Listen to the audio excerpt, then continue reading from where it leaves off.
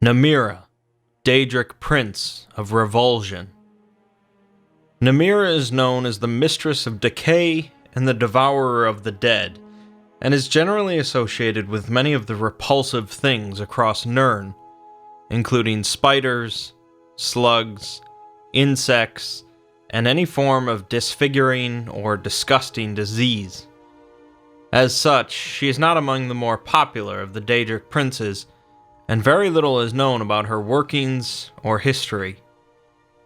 Overall, she seems to take pleasure in interfering in mortal lives, specifically in efforts to kill priests of the Aedra Archae. She is most notably the patron deity of cannibals, for little is more repulsive to most civilized folk than cannibals.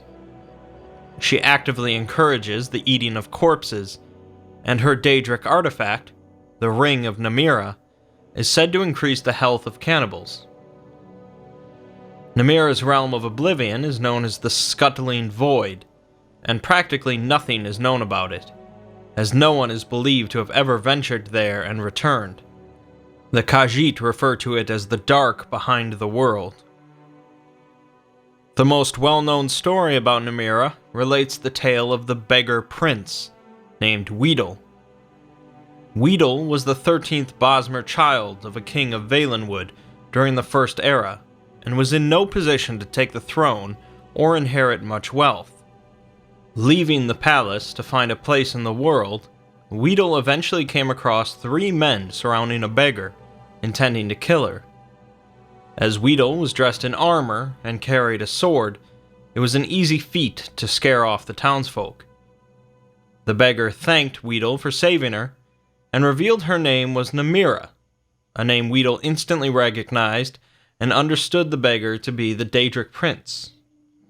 Wheedle realized the opportunity for fortune and fame, and asked Namira for an apprenticeship. Namira refused, leading Wheedle to follow the Daedric lord for over a month, continually begging her to fulfill the request. Finally, after Wheedle went hoarse from asking, Namira claimed that Wheedle had completed the apprenticeship, and granted 3 gifts, although Wheedle at first considered them to be curses. The first was the power to be afflicted by any disease at will, as long as it had visible symptoms. Wheedle must always bear at least one disease, however. Second was the power to evoke pity from anyone passing by.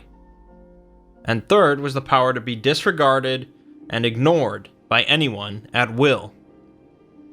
Wheedle at first was angry at these gifts, and confused at how they would lead to fortune and glory. Namira claimed that these powers would be used to become a legendary beggar, pitied by all to earn coin and disregarded to hear nearby gossip.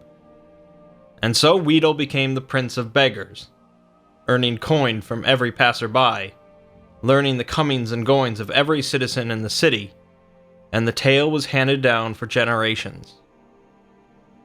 How much of this story is fictitious is debatable, so what it can tell us about Namira is up in the air.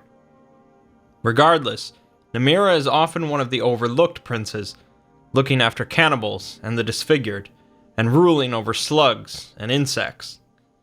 On the other hand, for those afflicted with a repulsive disease, such as leprosy, at least Namira will take them in with open arms.